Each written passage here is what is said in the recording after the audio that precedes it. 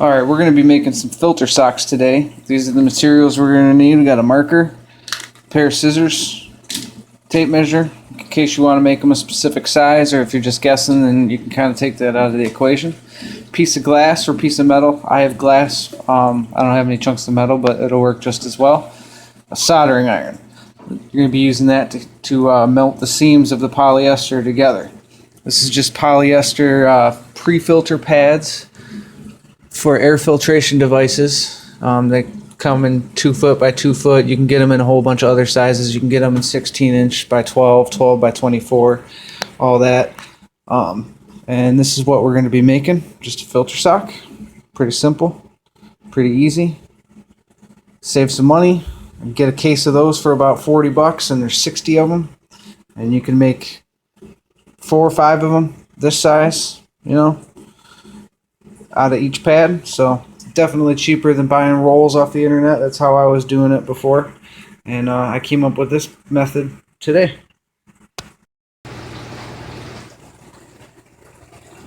What's up, everybody? I'm going to be making some filter socks today. This is just a plain polyester pad. I buy these in cases of like 60 for not that much money. Just a plain sterile polyester. It's used to filter air filtration devices for asbestos abatement. I get these from a supplier called Inline Distribution Company. I believe anybody can go ahead and look that up on the internet and order these things. Really not too difficult. All you need is the pad, a piece of glass or metal, a soldering iron, and some scissors. Basically what I do, I mean, you can make them any size you want, but what I'm going to do is fold it to about right there.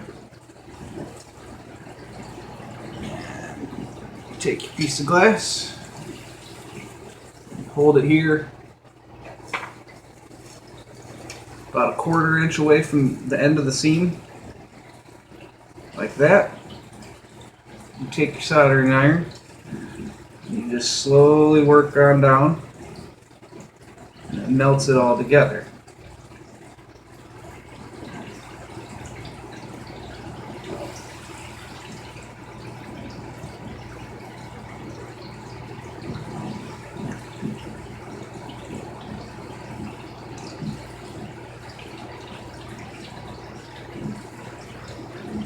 I like to go over it more than once just to make sure we get the polyester sticking to itself rather than just a melted edge, because then you might experience some failures. It's happened to me a few times. Really just got to take your time. It only takes a few seconds. It's not that big of a deal. When you get over it, it'll start to feel hard, like you're on glass or plastic. That means you're good. Same thing on this other seam here.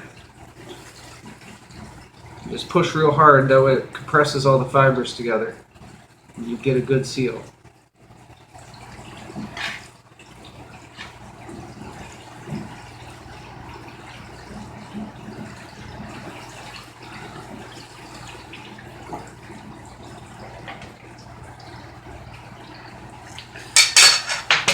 And after that, we got a nice little pouch there.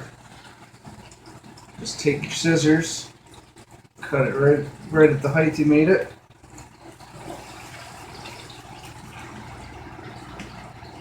And then right here on the edge of that melted seam,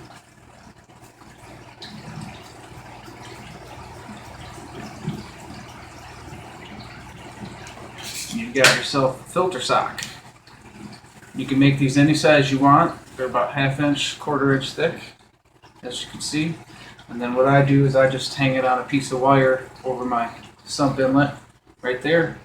It'll fill up, you know, you'll see it. Air can still get through it. If you get bubbles, it's not that big of a deal. They'll go right through it. Like I said, you can make them any size you want. You know, you can make them real tall and skinny. You can make them huge and fat. You just seal the seam, and you got yourself a filter sock. Here's one of those filter socks in action. Sorry, I got kind of the glare here, but you can see it in there. Air is able to go through it. Some of those bubbles are from the algae scrubbers behind it, but just water goes on in there. I have it hanging from the wire right there.